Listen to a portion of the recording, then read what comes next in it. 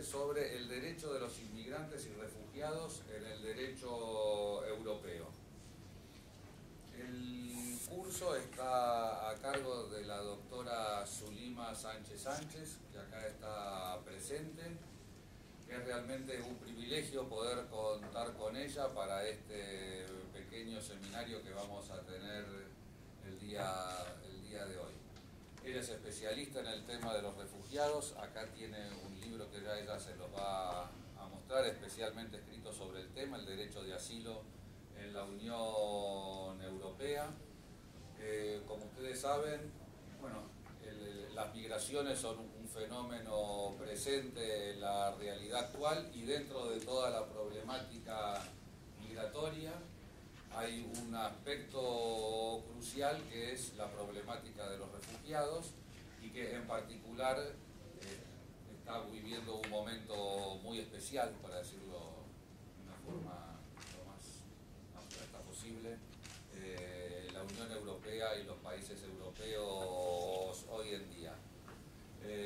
La profesora Zulima es profesora y ha sido doctora por la Universidad de Salamanca.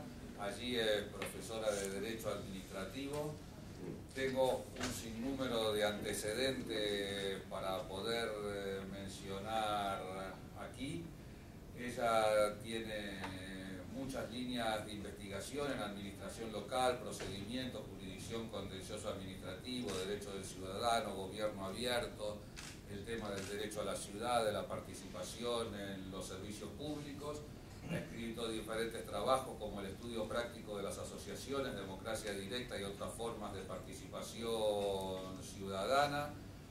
Ha formado, así como en este centro de formación judicial, en otros países para la formación judicial, como en Colombia y en República Dominicana, y es directora del Máster de Derecho a la Administración del Estado, un título propio que el EUSAL imparte, es decir, la Universidad de Salamanca, de forma conjunta con el Instituto Global de Altos Estudios en Ciencias Sociales. Seguro me olvido muchas cosas, pero creo que todo lo dicho resume sus antecedentes, pero lo fundamental es que es una estudiosa del derecho administrativo. Tenemos la suerte de que pueda compartir esta temática con nosotros. Para nosotros también es muy importante todo lo que se refiere a los derechos de las personas migrantes, porque en las diferentes situaciones de vulnerabilidad que tienen las personas en nuestra sociedad, muchas de ellas se agravan por el hecho de ser migrantes. Eso pasa en el caso de las mujeres, de las personas trans y diferentes otros tipos de colectividades y comunidades que viven situaciones de exclusión en nuestra ciudad y en nuestra sociedad en general, y que en general a su vez se agravan por el hecho de ser migrantes. No es un tema para nosotros urgente la cuestión de los refugiados, pero sí la cuestión de la inmigración. Pero igualmente nos pareció importantísimo ver cuál era la situación en Europa de este asunto y cuál es la regulación, los problemas, los desafíos y los debates actuales. Así que dejo de hablar, no es lo importante del día de hoy, y los dejo a ustedes con la profesora Zulima. Así que muchísimas gracias, y yo la dejo con ella. Yo me quedo unos minutos porque me olvidé, pero me quedo al comienzo. Bueno, muchísimas gracias. Muchas gracias, Defensor General Horacio Corti, por la posibilidad de poder venir aquí a compartir con ustedes un tema que me preocupa personalmente, me preocupa también como académica, y como profesora de la Universidad de Salamanca también entendí que cuando uno trabaja en una institución pública tiene cierta responsabilidad social, y en una situación como la que estábamos viviendo en aquel momento en Europa, debía destinar mi tiempo y mi investigación a este tema. Así que por eso el año pasado estuve donde se encuentra la Oficina Europea de Asilo y Refugio, en Malta, investigando sobre estos temas durante 6 meses. También querría agradecer al Centro de Formación Judicial y al doctor Paulina Quiroga también por la posibilidad de transferir el conocimiento, de generar debate y de generar en aquellos que tenemos una responsabilidad o una posición de garante, ¿no? También por saber derechos, defender derechos, el poder transmitir aquí cuáles son las corrientes sobre el sistema de migraciones y de refugiados que está de plena actualidad por la bipolaridad política que esto genera, ¿no? Una noticia de hace apenas unos días daba un espaldarazo, pero también iniciaba la crítica sobre la posición de un país americano, Estados Unidos, con respecto a este tema. La posición internacional en materia de migración hace que cada vez se responda a los problemas migratorios de una manera más global y menos local. Se está dejando a un lado la soberanía de los estados para intentar responder a los problemas migratorios de forma global. En este sentido, en el año 2016 se aprobó la Declaración de Nueva York para los refugiados y migrantes y se firmó, entre otros, también por su país. 193 países firmaron y lo que pretendían era cubrir todas las dimensiones de las migraciones internacionales de manera holística y comprensiva. La intención, y lo que muchos estados, también el mío, ¿no? Pretendían con esta firma o la firma de esta Declaración de Nueva York era la protección de los derechos humanos de los migrantes a todos los niveles, también cuando llegan al país de destino, la integración social y económica, una parte que se ha dejado y que yo creo que en buena medida esa falta de integración social, educativa, esa falta de programas que traten la inclusión social de estos colectivos ha hecho que en determinados países el aislamiento, la no utilización de una buena política de integración social, la exclusión por zonificación, por barrios, ha hecho que fenómenos como el integrismo islamista se radicalicen más y encuentren una zona donde nutrirse. El apoyar a los países de origen, es decir, es necesario invertir económicamente, impulsar procesos de democratización en países que son caldo de cultivo para una futura migración o para conflictos que den lugar a movimientos migratorios, así que invertir en desarrollo. Esa declaración también hablaba de la necesidad de escolarización de todos los que llegan y de un buen control de la escolarización, aunque estén en situación irregular, es decir, que debería haber una especie de censo independiente que manejaran las ciudades para estar seguros de que todos los menores, aunque estén en situación irregular, sí que reciban derecho a la salud y derecho a la educación.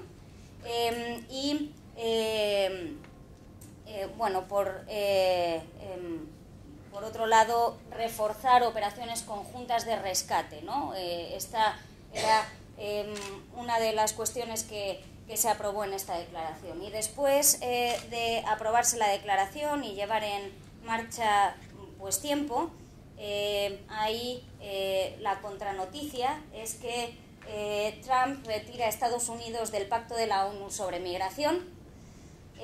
Dice, nuestras decisiones sobre políticas de inmigración serán tomadas por americanos y solo por americanos, justo el contrario, ¿no?, del objetivo que tenía esta agenda, de una intervención holística, ¿no?, del tema, y realmente con el lema América primero y nuestras decisiones sobre política de inmigración serán tomadas por nosotros mismos. Es como Estados Unidos se inicia ese proceso bifronte que vivimos en materia migratoria. La soberanía de los estados frente a los derechos humanos, los derechos de los que vienen, ¿no? Y en este complejo equilibrio es en el que nos estamos moviendo en Europa, pero yo creo que se puede traspasar a cómo un político debe también y cómo las instituciones deben afrontar un tema tan importante como este, ¿no? Por un lado, el seguir con la tradición de acogida, que es lo que pretende Europa, ¿no? Seguir con esa tradición de acogida que tenía, y cómo esto llevarlo a cabo cuando la política nacional se ve resentida con la aparición de partidos ultraderecha que son contrarios precisamente a los movimientos migratorios y favorables al control de fronteras y a cerrar fronteras, ¿no? Y en ese equilibrio es en el que nos debemos mover. En los últimos años y en especial desde que se aprobará un documento súper importante, la Agenda Europea de Migración de 13 de mayo de 2015, que les recomiendo que si les interesa este tema pueden ver cuáles son las políticas fundamentales que se va a seguir en el Horizonte 2030, que es toda la financiación que va a salir de la Unión Europea hasta el año 2030 y que incluyen muchas de estas políticas, mucha financiación para llevar a cabo estas políticas de la Agenda Europea de Migración de 13 de mayo de 2015, pues se ha ido dibujando la idea del derecho de asilo como procedimiento en sí, como un derecho, diríamos que graciable, ¿no?, a elección discrecional del Estado y consecuencia de la soberanía del Estado. El derecho de asilo en la actualidad ha cambiado mucho y empieza a tratarse como un derecho público subjetivo. Quien tiene derecho no es el Estado a conceder o no asilo por intereses políticos. No, yo es que no quiero conceder asilo a gente que viene de este país porque me suministra petróleo, entonces prefiero no tener un problema internacional y no reconocer refugiados que vienen de ese país, sino que empieza a ser un derecho subjetivo. Es decir, quien tiene derecho a recibir asilo son las personas, no a concederlo los territorios, ¿no? Y yo creo que esta es la idea fundamental jurídica, ¿no?, y lo más novedoso de la figura. El derecho de asilo se configura como un derecho público subjetivo. Durante muchos años hay una solvente doctrina que configuró el derecho de asilo como un derecho de cada Estado y no del solicitante, y esta concepción subjetiva sobre todo se aprobó en una directiva de aplicación obligada en todos los países de la Unión Europea de 2013, 32 de 26 de junio, sobre procedimientos comunes para la concesión o la retirada de la protección internacional de asilo. En su caso, tengo que decir que tienen una normativa de asilo bastante garantista en Argentina. El procedimiento es garantista, preocupa también quién es el órgano que se encarga de tramitar los procedimientos de asilo, ¿no? El Ministerio del Interior, también como en otros muchos países, y qué órganos son los que componen y cómo se nutre el expediente administrativo a la hora de tramitarse ese procedimiento, ¿no? Ahí está la clave de la aplicación práctica, pero de las leyes que hay en todo el continente americano junto con Canadá, había en Estados Unidos la aplicación práctica, ya no sé tanto. Sí que Argentina, hay que decir que como instrumento, el instrumento que tiene de asilo, aunque con perfecciones, es bastante nuevo. En nuestro país tenemos esta directiva que decidió crear garantías iguales para todos los ciudadanos en todos los países de la Unión Europea. Así que el proceso por el cual se decide si una persona debe ser refugiada o no, o se le debe conceder ese asilo, lo decide de manera común en todos los países. El establecimiento de un procedimiento europeo de tramitación de solicitudes lo que ha hecho ha sido garantizar el derecho subjetivo de asilo, y por ese motivo, pues bueno, se pretende aprobar ahora en la actualidad un reglamento de procedimiento en el que se detalla absolutamente todo, de principio a fin, de la formación de ese expediente. ¿Con qué tipo de metas o de objetivos? Sobre todo, garantizar los derechos de las personas que solicitan asilo. Normalmente los que más necesitan son colectivos vulnerables, mujeres, menores, homosexuales, transexuales, que necesitan en el procedimiento en sí un tratamiento especial. Porque normalmente quien sabe que lo que debe pedir es asilo es gente que viene asesorada en muchos casos por mafias y no son precisamente los que más necesidad tienen. Sin embargo, hay mucha gente que llega que no sabe qué procedimiento sería el que les garantizaría quedarse a vivir en Europa en unas determinadas circunstancias, y el derecho a una asesoría gratuita desde el primer momento y el derecho, como tienen en su norma, a una traducción en una lengua que se sepa que conocen, es una de las cuestiones que garantiza ese reglamento, porque en muchas de las normas de países europeos, Austria, Hungría, Estonia, Letonia, Lituania, en muchos de estos países dicen que tienen derecho a un intérprete que presumiblemente conozca su lengua. ¿Cómo uno va a defenderse en un procedimiento si ni siquiera va a poder expresar cuál es la situación de la que viene? Así que una de las garantías que impone ese reglamento es el derecho a un intérprete, pero no cualquiera. La formación detrás del intérprete debe estar en derechos humanos y debe conocer qué es lo que tiene también que buscar. Es decir, en el relato que va a hacer la persona debe ser consciente de en qué debe hacer hincapié, ¿no? También, por supuesto, quien interviene por parte de cada uno de los estados tiene que tener muy claro qué es lo que debe buscar y debe asesorar y tramitar el expediente teniendo en cuenta de que esto no se trata de un procedimiento administrativo normal. Es un procedimiento administrativo que, si termina en una denegación, esto puede suponer la condena a muerte para muchas personas. Así que es muy peculiar porque es un procedimiento única y exclusivamente administrativo, pero las consecuencias del procedimiento pueden ser letales para la persona. Así que necesaria formación también de la persona que realiza las entrevistas. Habitualmente, personas con un perfil policial en la mayor parte de los países, que deben, según los informes del Alto Comisionado de Naciones Unidas, de los defensores del pueblo de distintos países de la Unión Europea, deberían tener una formación especialmente en derechos humanos y para este procedimiento, y que no cumplen en el 80% de los países, porque no tienen ese perfil y su formación no suele ser así. Deben también tener una formación especial para detectar a aquellas personas más vulnerables, así que menores, mujeres que hayan sido maltratadas, y también para detectar si el intérprete sabe interpretar bien.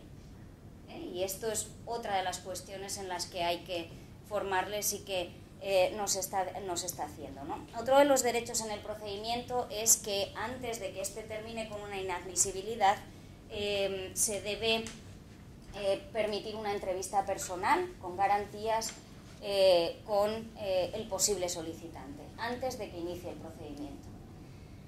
¿Se está produciendo esto en Europa? No.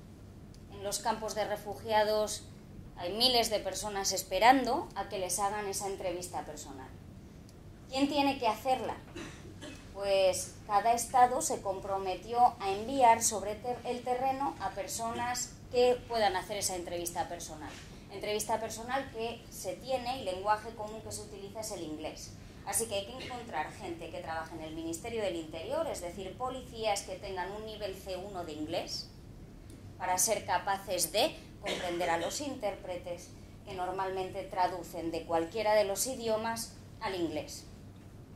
Muchos países no tienen ese perfil. Muchos países no tienen gente que se quiera ir y tampoco pueden obligar a que se vayan a los campos de refugiados. Y luego está el problema de cuánto tiempo están los empleados públicos que van. Con apoyo psicológico aguantan de media 2 meses.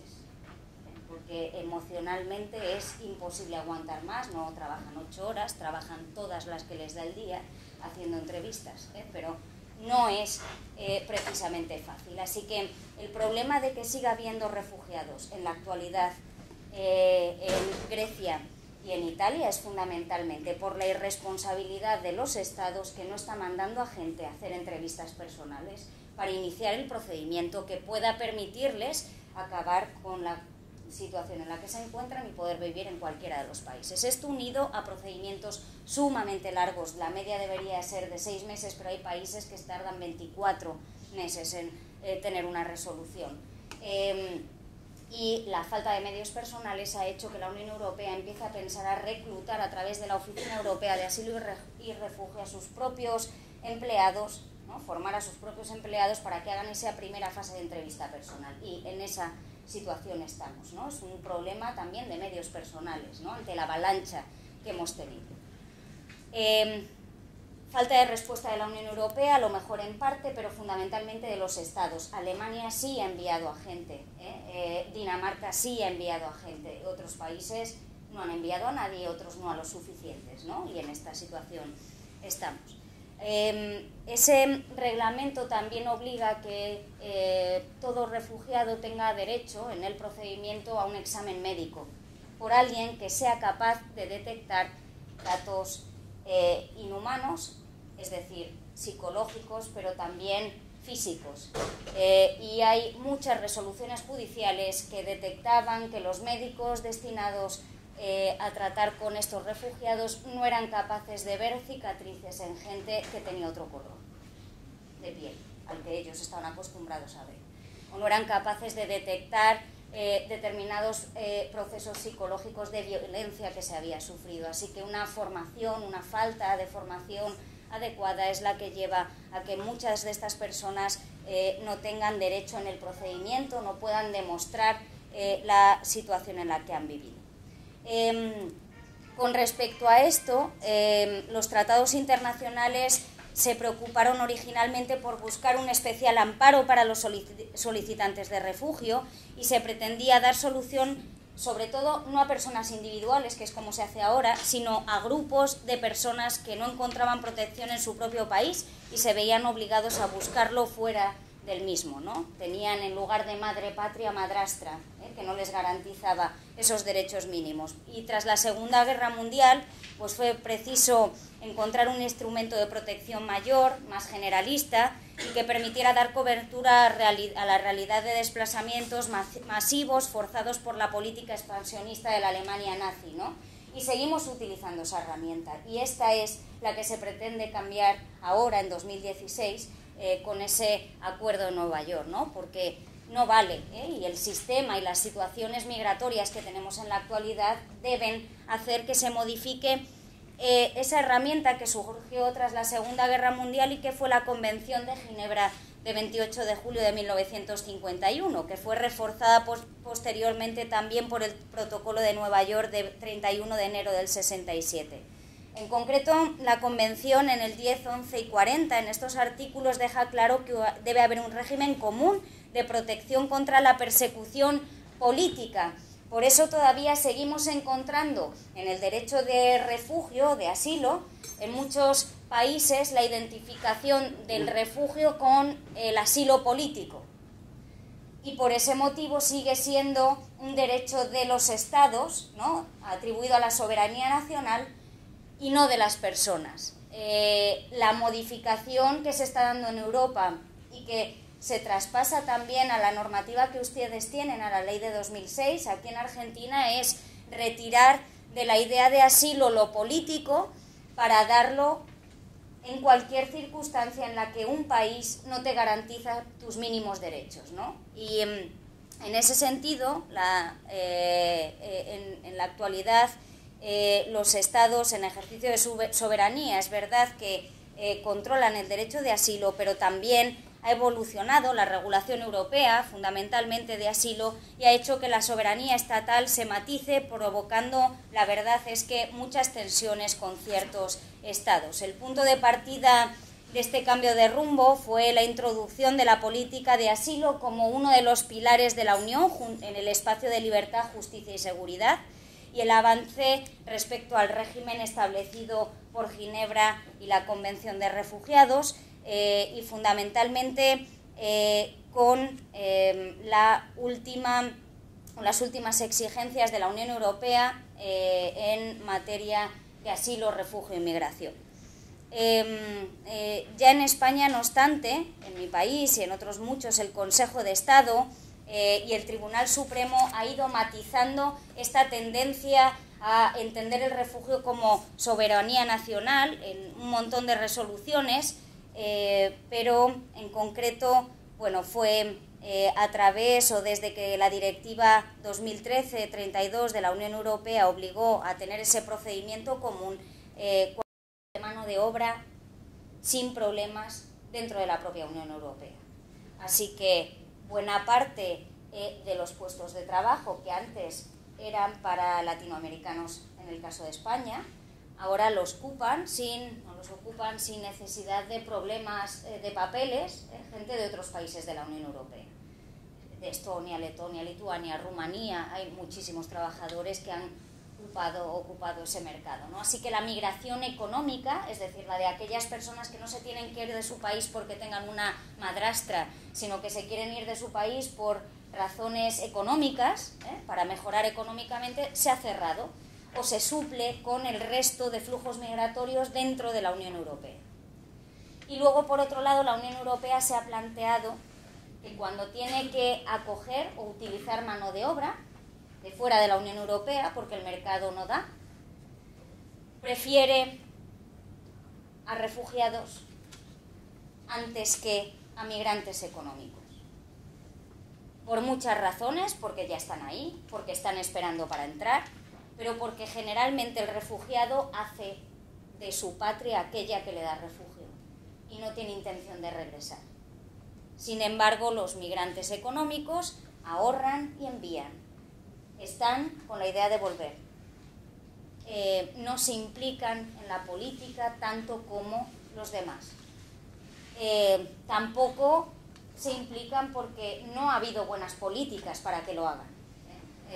Pero es también una realidad social que los refugiados quieren quedarse en el lugar que les da refugio porque no tienen esperanza a corto plazo de volver a su país de origen. Así que en esta situación hay que encajar la nueva política migratoria de la Unión Europea, que ha llevado a que se adopten una serie de medidas en este sentido. Interesante, una de ellas sobre el freno a la migración irregular y a los incentivos que la promueven. Se consideró esencial reforzar las relaciones con ciertos países claves con mayores problemas migratorios, así que donde antes iban fondos europeos a Latinoamérica, esto afecta también directamente, ahora van a África, precisamente para reforzar Oriente Medio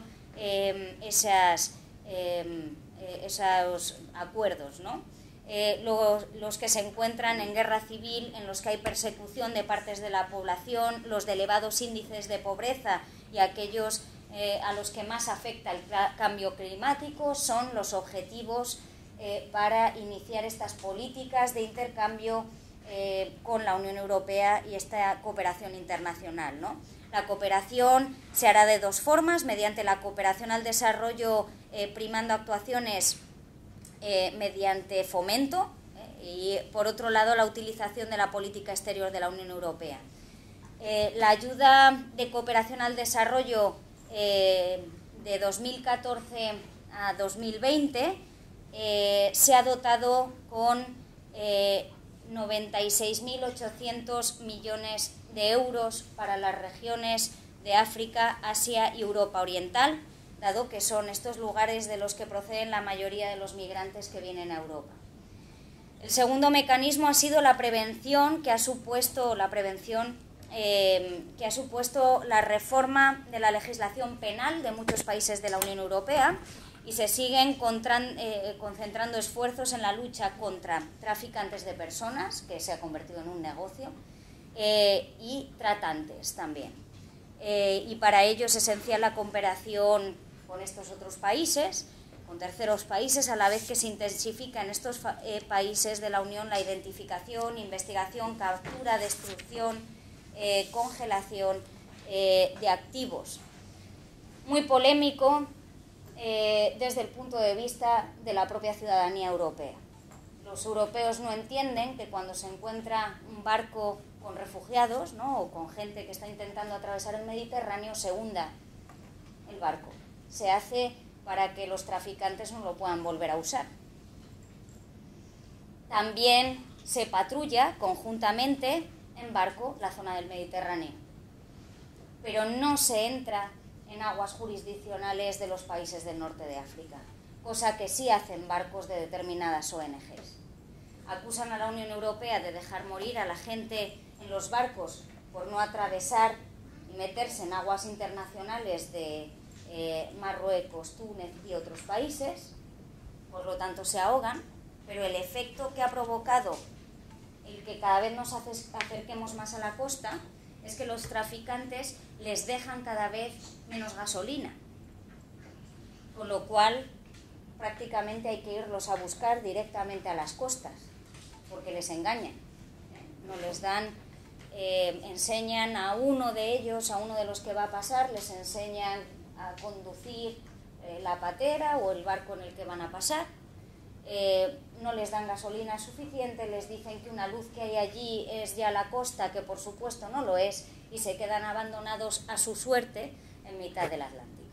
Entonces, desde la Unión Europea el criterio es forcémosles a que utilicen más gasolina, como lo hacían antes, para llegar a aguas internacionales y desde ahí rescatamos. Pero esto se encuentra contra la opinión pública porque implica que estás dejando ahogarse a gente durante un periodo de tiempo, y entonces son barcos de ONGs los que van a recogerles a aguas de determinados países. Pero también esto provoca un problema de banderas, es decir, un barco de una ONG esto lo puede hacer, pero no un barco Frontex, un barco que es oficial, ¿no?, de la Unión Europea. Así que también esto supone un verdadero problema. La cooperación activa de las unidades de información financiera, delictiva, incardinada dentro de esta agencia europea, Frontex, que es la que se encarga también de patrullar, lo que pretende es evitar las muertes en el mar Mediterráneo. El 80%, 85% de la migración irregular que entra a Europa entra por la frontera con Rusia.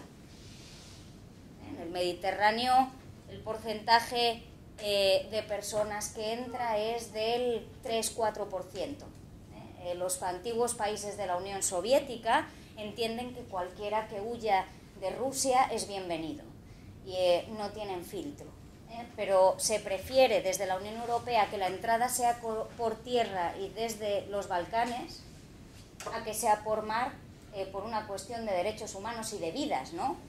Es mucho más seguro el paso por tierra que desde luego por mar, ¿no? Así que esta es la intención o la política que se está intentando llevar a cabo en la Unión Europea. Por eso la Agencia Europea Frontex, de Fronteras, está situada en Varsovia, en Polonia, con toda la intención, para intentar conseguir, o como guiño a esos países para que cumplan el Acuerdo Europeo de Política Migratoria. También desactivar el empleo de inmigrantes irregulares, porque claro, está muy bien que estemos en contra de la migración irregular, pero luego tenemos esclavos trabajando, y el Estado se tapa los ojos para iniciar procedimientos sancionadores, inspecciones de trabajo, cuando se sabe que hay esclavos haciendo determinados trabajos, ¿no? Luego, claro, políticamente se vende que no, es que esta gente le quita trabajo a los nuestros, ya trabajo que no quiere hacer nadie por el precio que les pagan.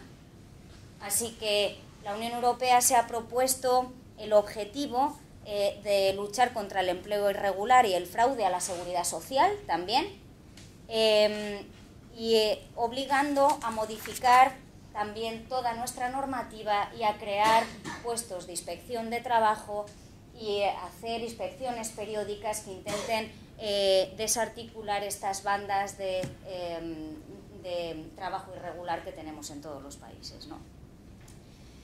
Y a la vez que se destapa que hay gente irregular en el país trabajando muy barato, es necesario expulsarles del territorio, ¿no? Esta es la medida, yo creo, que más polémica ha traído en la Unión Europea y menos aplaudida por la ciudadanía, ¿no? Que no ve con buenos ojos que ni siquiera los migrantes económicos tengan que ser devueltos, porque ¿por qué no vas a tener derecho a tener mejores condiciones de vida?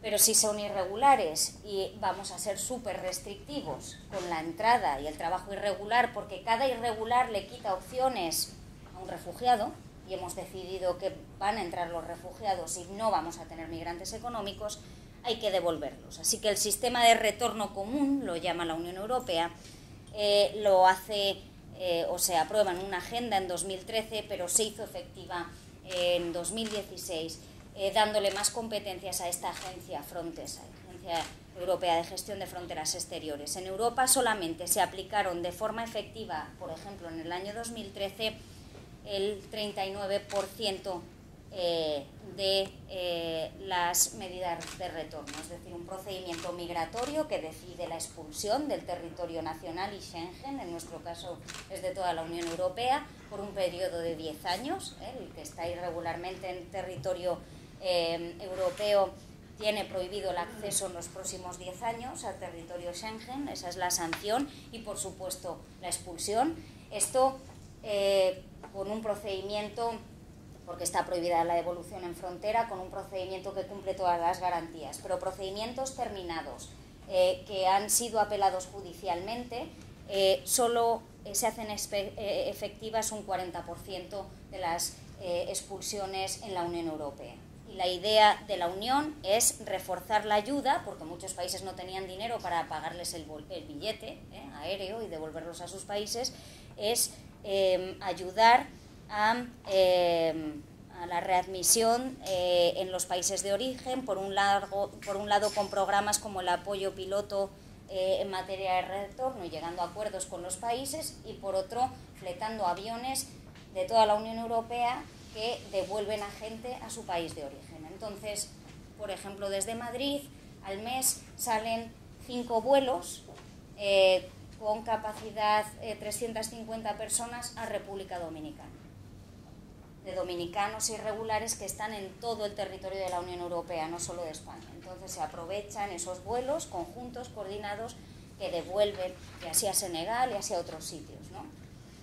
Muy polémica, contra la tradición de acogida, por eso muchos partidos políticos, buena parte de la ciudadanía tienen su punto de mira la agencia Frontex, y que podréis ver en las noticias, yo creo la podréis identificar de ahora en adelante. El Tribunal de Justicia también ha alertado de la falta de garantías en muchos países del proceso de retorno, así que se refuerza la tolerancia cero también por parte del Tribunal de Justicia de la Unión Europea en los países que tienen un procedimiento de rechazo en frontera, tolerancia cero con esto, siempre retorno con un procedimiento adecuado. Otra parte de la materia de política migratoria es la de atracción de talentos a la Unión Europea, cosa en la que no se había trabajado, la posibilidad de acceso con una tarjeta que se llama Azul y que permite la movilidad entre países de la Unión Europea, y que ha habido en muchos países que ha sido muy poco empleada. La posibilidad de tarjeta azul sí lo ha sido en Alemania, en Finlandia, no lo ha sido en Francia, en Italia, en España, ¿no? Intentar reforzar la tarjeta azul y que se utilice más es un objetivo de la Unión Europea, porque solo se han dado 16.000 tarjetas azules desde que entró este programa en 2013, que son muy pocas. Otra de las medidas pretende modernizar la política de visados y estancias de corta duración, las que utilizan ustedes si han ido a Europa. Lo que se pretende es que no haya países en los que sea más fácil, en otros más difíciles, embajadas que sean una tortura y otras que lo hagan más fácil, ¿no? Lo que se pretende es uniformar los criterios para que tú pidas la tramitación en cualquier país de la Unión Europea con el mismo resultado, y que esto no sea una lotería, ¿no? Una lotería en cuanto a tiempos, una lotería en cuanto tú sí o tú no, ¿no? Poner los mismos criterios en la concesión de visados de poca duración. La Agenda Europea de Migración también retoma un tema que fue dejado en segundo plano en la política de migración, más centrada en la seguridad y menos en la libertad y en la integración en los últimos años, y que es precisamente la integración de los inmigrantes. Así nos ha ido. Estaba dentro de la política en el año 2001, 2002, 2003. Se hicieron experiencias interesantísimas financiadas por la Unión Europea. Un ejemplo les pongo en Barcelona, por una Barcelona inclusiva. Si ponen esto en cualquier buscador de internet verán la iniciativa con fondos europeos para integrar dentro de Barcelona a todos los colectivos de inmigrantes. Se utilizó también en la ciudad de Vitoria, en Bilbao, y en otras muchas ciudades europeas, pero se dejaron de dar fondos o asignar fondos para esto en 2004. Y desde entonces pues no hay políticas de integración. El Fondo de Asilo, Migración e Integración, que se ha creado, un fondo económico para esto, se destina a iniciativas para mejorar competencias profesionales, lingüísticas de los migrantes, acceso a mercado laboral, educación inclusiva, campañas de concienciación y otras actuaciones que también encuentran ayudas de otros fondos, de los fondos FEDER y del Fondo Social Europeo. Es decir, que en la actualidad se premian y se conceden proyectos que piensen en la integración de inmigrantes, aunque traten de otra materia, sean de agricultura, como que se puntúa más si tienen esta parte de la integración social. Estas medidas de fomento, de inclusión para refugiados, de solicitantes de asilo, de niños, son de vital importancia para la inclusión social de grupos, pero además una cosa que guardan relación con la tradición de acogida y refugio que tiene Europa y también con lo que pide la ciudadanía. Estas medidas sí son bienvenidas, no son bienvenidas medidas como la de Frontex, ¿no? Y de fletar aviones devolviendo a gente. Socialmente esto tiene una tolerancia letal, cero, no le viene nada bien a la Unión Europea. Sin embargo, sí se ven muy positivamente, se toleran muy bien estas otras medidas de integración social y son muy necesarias. Así que también Europa se enfrenta ahora a un problema de gobernabilidad, ¿no? De gobernanza, de aceptación por parte de los ciudadanos, de luchar contra el euroescepticismo, y lo que tiene es que volver a pensar en las personas, en la educación, en la integración, y menos en otras políticas más neoliberalistas, a lo mejor, que se han estado llevando a cabo en los últimos años en la Unión Europea y que han llevado a la ciudadanía a no sentirse europea, ¿no? O no entender Europa como un amigo, sino como un enemigo que les dice cuál debe ser el déficit del país, que económicamente tienen que apretarse el cinturón, políticas que realmente por una también deshonestidad de los propios políticos que preferían echarle la culpa a la Unión Europea a hacerse responsables de sus propios fallos, ¿no? Y esto ha sido también una responsabilidad política que se ha pagado muy caro. Cuando se inauguraba un centro de refugiados, lo inauguraba el representante local o el político local, pero nadie representaba a la Unión Europea. Así que la medalla con fondos europeos se la ponía el país.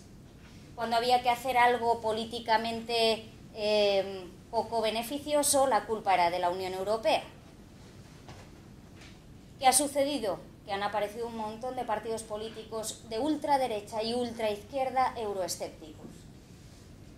Y esto es un peligro en la actualidad, y ha sido un peligro que nos ha llevado al Brexit y que ha llevado a UK a ser DK. Los jóvenes de Reino Unido llaman a United Kingdom Divided Kingdom, porque los más jóvenes querían quedarse, y una generación que se va a ir por una cuestión de edad de la Unión Europea en muy poco tiempo ha obligado a los jóvenes a hacer su vida sin la Unión Europea.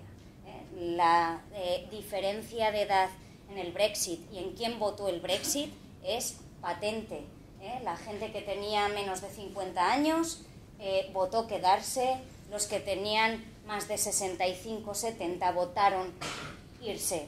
Muchos jóvenes no votaron, una consecuencia mala de la falta de participación, ¿no? Y de ser idiotas, en el sentido griego de la palabra, aquel que siendo ciudadano no ejercía la política, no se dedicaba a la política, así que también han sido o estamos siendo idiotas. Afortunadamente Stefan Hessel ha estado detrás o está detrás de ese movimiento de indignaos, de despertar, de, bueno, que está haciendo que estamos viviendo en la actualidad en Europa una auténtica revolución que está cambiando la forma de hacer política, de vivir los partidos políticos, de votar, y están apareciendo partidos políticos absolutamente nuevos que han hecho que haya un cambio también generacional dentro de los partidos que no se daban ni tanto. El estado social, la salud era tan buena en Europa que seguíamos teniendo, no había relevo generacional dentro de la política, porque los mayores eran muy mayores y estaban fenomenal hasta los 80 y no dejaban dar el salto a la gente de 30, 30 y pico, 40 años. No había gente joven en los partidos tradicionales. Y eso se ha roto gracias a que ellos han fundado partidos políticos nuevos, con una nueva idea de liderazgo, de hacer política, teniendo en cuenta también la participación ciudadana a la hora de incluir y de hacer políticas como esta, porque esto sí que le interesa a la gente joven europea, sí le interesa seguir con la tradición de acogida, no le interesa expulsar a gente del territorio. Y en ese binomio libertad-seguridad, la gente joven es más de la libertad, los mayores por miedo también muchas veces son más de la seguridad, y hay una clara diferencia también social en estas políticas, ¿no? Además, crear una política común de asilo solidaria es otra de las medidas por las que apuesta la Agencia Europea de Inmigración, y les doy datos. En lo que se refiere al asilo, la agenda hace mención a las 600.000 solicitudes de asilo recibidas en la Unión Europea en 2014, 600.000 en toda la Unión Europea, pero en 2015 fueron 1.255.600 solicitudes.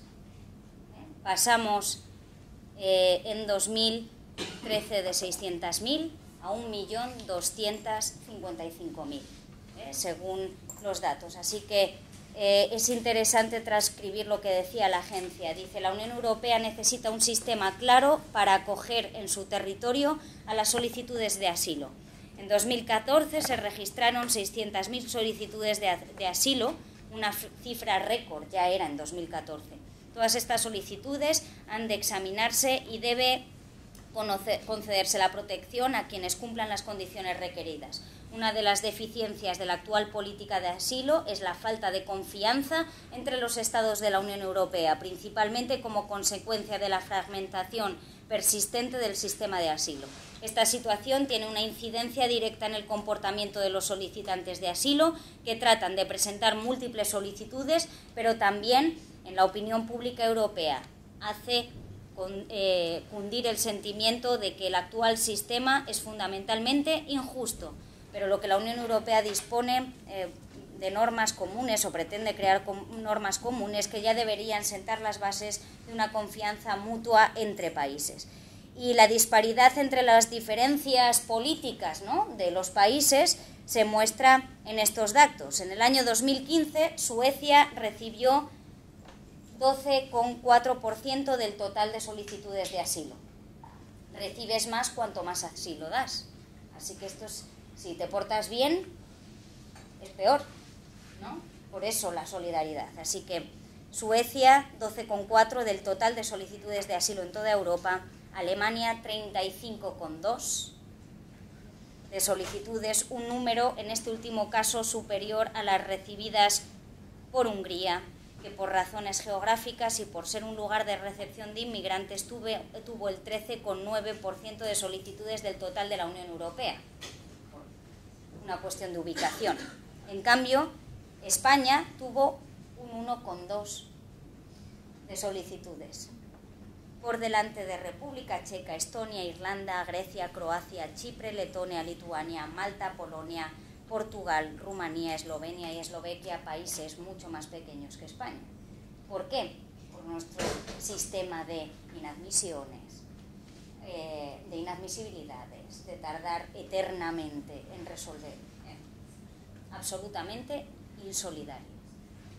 Por tanto, trabajar en un sistema claro, uniforme, coherente en materia de asilo obligar a que todos repartan esta carga. Es lo que pretende la Agenda Europea de Asilo, que se aprueba en 2015, pero también es lo que pretende la Declaración de Nueva York de 2016. La idea es que los países del mundo que decidan dar salida a problemas puntuales de refugio y asilo sean beneficiados con ayudas económicas para hacer frente a lo que supone recibir refugiados. Porque a mí me resulta curioso que quien intentó y de hecho inició la Declaración de Nueva York en 2016, Barack Obama, dijo que Siria era un problema de Europa. Bueno, si nos ponemos a analizar quién metió el avispero en Siria, pues a lo mejor no fue precisamente Europa. Llama la atención y choca que en la Segunda Guerra Mundial Estados Unidos fue un país de acogida. Para muchísimos judíos fue un país de acogida. Y la distancia, que era mucho más difícil en aquella época, no fue un obstáculo, ni la forma de viaje, no fue un obstáculo para que Estados Unidos acogiera como acogió a un montón de gente después de la Segunda Guerra Mundial. Y ahora sí, ahora que los medios de transporte lo hacen más fácil, ahora sí cerramos fronteras, ahora sí uno tiene que asumirlo porque esté más cerca. Así que la Declaración de Nueva York lo que pretende es intentar que este enfoque de solidaridad, ¿no?, entre países que está intentando llevar a cabo la Unión Europea se trasvase o se lleve también a los países de todo el mundo, ¿no? Un poco esa es la idea que tienen